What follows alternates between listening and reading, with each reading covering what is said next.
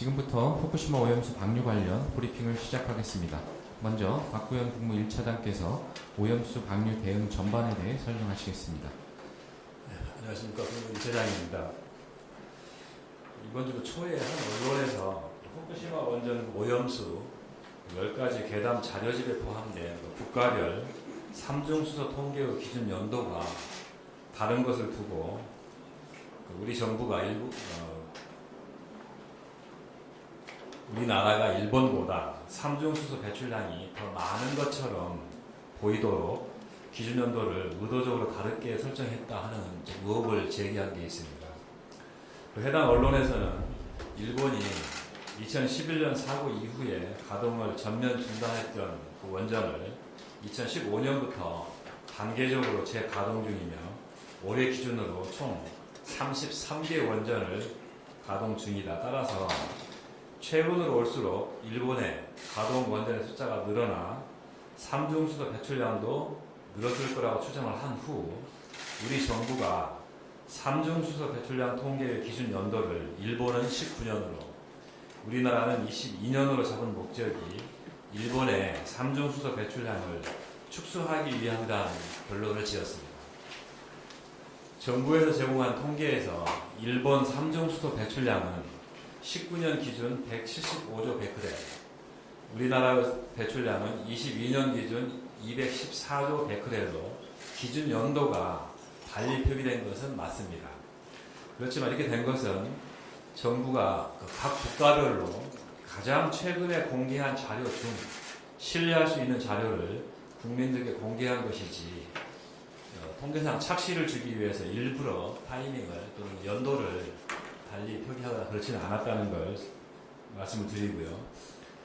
우선 그 내용 중에 일본이 15년부터 단계적으로 가동 원전을 늘려 23년에 총 33기를 가동 중이다 이렇게 적혀 있는데요.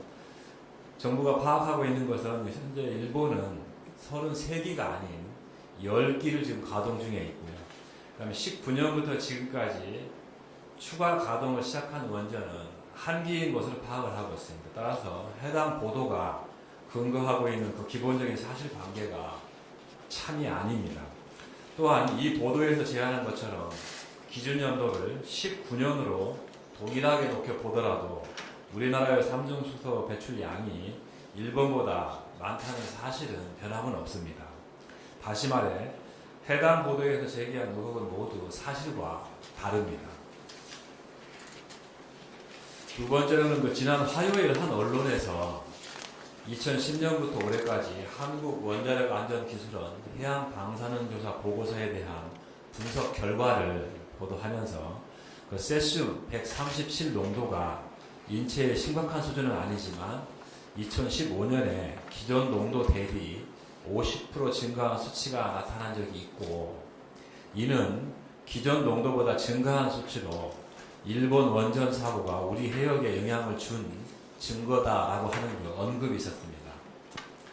그 해당 지점에 94년부터 2022년까지 그 변동한 범위를 정부에서 확인해 본 결과 보도에서 언급된 수치는 모두 이 범위 안에 들어 있습니다. 또한 그 비율로 보면 50%의 농도 증가가 마치 굉장히 큰 수치처럼 보일 수 있습니다만 절대적 양의 변화는 킬로그램당 0.001 베크렐로 극히 미미한 수준입니다. 또한 후쿠시마 원전 사고 이전에는 더 큰 폭의 변화도 관측된 바 있으며 관측 지점의 세슘의 농도를 추세적으로 분석하면 후쿠시마 사고 이전과 그 이후 모두 유의미한 변화는 없다는 것이 현재 전문가들의 판단입니다. 이런 상황이 객관적인 수치로 나타나고 있음에도 불구하고 이를 과장해 보도한 것은 매우 유감스럽게 생각합니다.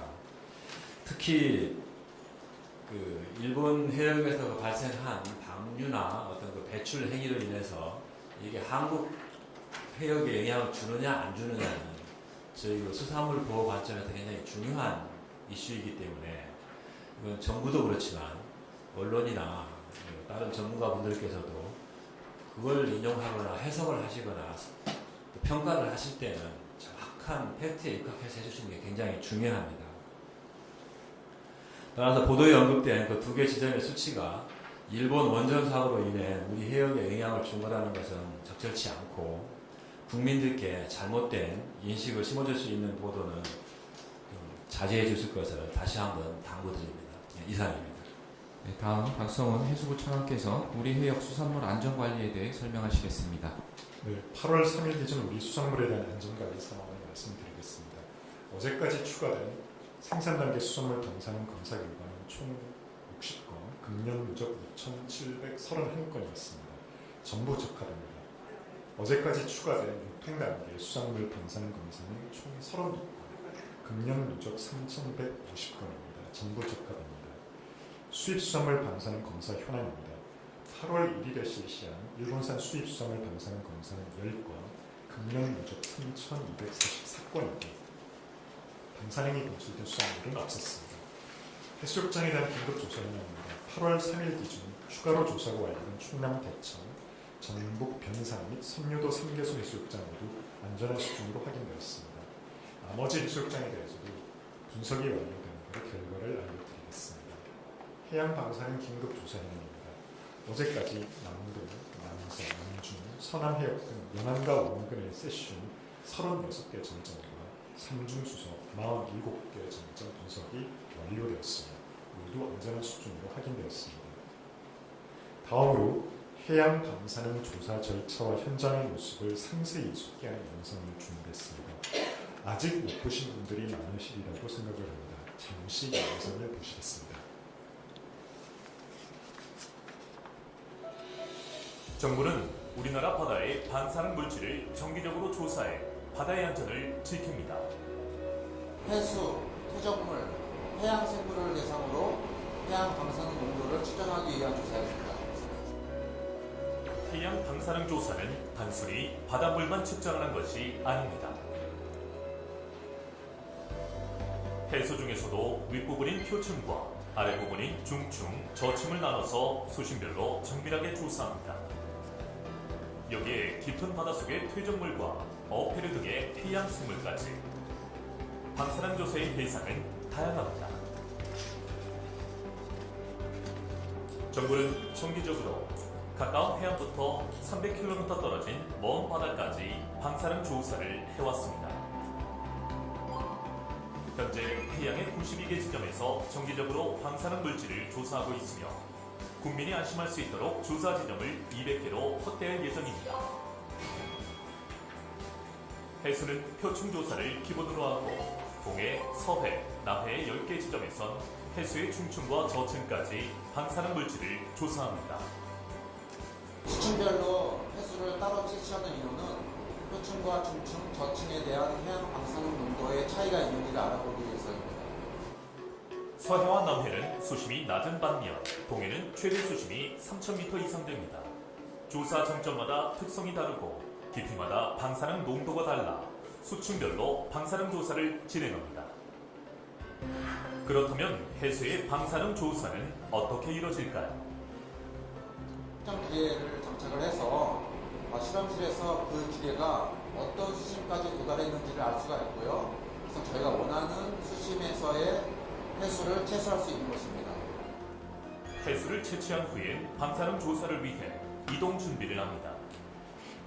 저희들이 해수를 채취를 하면 해수 중에 있는 방사성 핵종이 용기에 흡착되는 걸 방지를 해야 돼요. 그래서 저희들이 염산을 넣어가지고 핵종이 용기에 흡착되는 것을 먼저 방지를 하고요. 시로 채취 시간, 좌표를 기록을 해서 조사 연구원으로 이동하게 됩니다. 해수뿐만 아니라 해저 퇴적물 또한 철저히 검사합니다. 해저 퇴적물 조사는 60개 지점에서 실시합니다.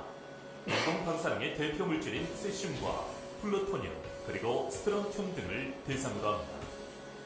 저희가 정해진 위치에 가서 그랩이라는 체계기를 내려서 퇴적물을 채취합니다. 해저 퇴적물 조사를 통해 바다 밑부분의 방사능 물질까지 꼼꼼하게 살필 수 있습니다. 마지막으로 해양생물에 대한 방사능 영향을 조사합니다. 해양생물은 조사 지점에 따라 1년에 1, 2회 정밀하게 방사능 조사를 합니다. 그 대상은 방어, 농어 등의 어류를 비롯해 홍합과 굴 등의 폐류, 미역과 톳 등의 폐조류입니다. 먼 바다의 어류 채취에는 트롤이라는 그물을 이용하고 해조류나 해류 등은 바위 같은 곳에서 채집을 합니다. 이렇게 채취한 시료들은 해양방사능 조사를 책임지는 해양환경공단과 한국원자력안전기술원으로 옮겨져 정밀하게 방사능 검사를 진행합니다. 방사성 세슘 같은 경우는 저희들이 60리터 정도로 시료를 채취해 와가지고요. 시약을 넣어서 해수 중에 있는 세슘만 다 이렇게 흡착을 시킵니다. 그 후 방사능 분석 기계에 넣어 세슘, 삼중수소, 스트론튬, 플루토늄 등에 대한 방사능 검사를 진행합니다. 또 퇴적물과 해양생물은 방사능 검사를 하기 위한 필수 과정이 있습니다. 불순물을 간단하게 제거를 하고 동결 건조를 해서 퇴적물 속에 있는 수분을 다 제거를 합니다. 퇴적물 입자에付着되어 있는 방사성 핵종의 방사능 농도를 보려고 하는데요. 그 수분을 다 제거를 해야 개척을 하는데 더 용이하기 때문에 저희들은 수분을 제거를 하고 있습니다. 동결 건조를 통해 완벽하게 말린 해양생물을 곱게 분쇄해 방사능 검사를 합니다.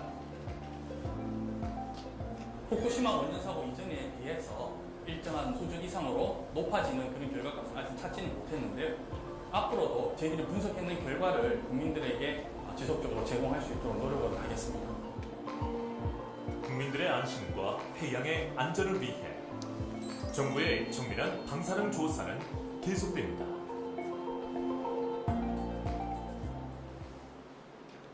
네, 방금 영상에서 보신 것처럼 정부는 지금 이 순간에도 우리 바다 곳곳에서 바다와 수산물의 방사능 안전을 깐깐하게 모니터링하고 있습니다. 본격적인 여름 휴가철입니다. 정부가 꼼꼼하게 하기 위한 깨끗한 바다에서 안전한 우리 수산물과 함께 뜻깊고 즐거운 시간 보내시기 바랍니다. 이상입니다. 네. 다음 기자님들의 질의에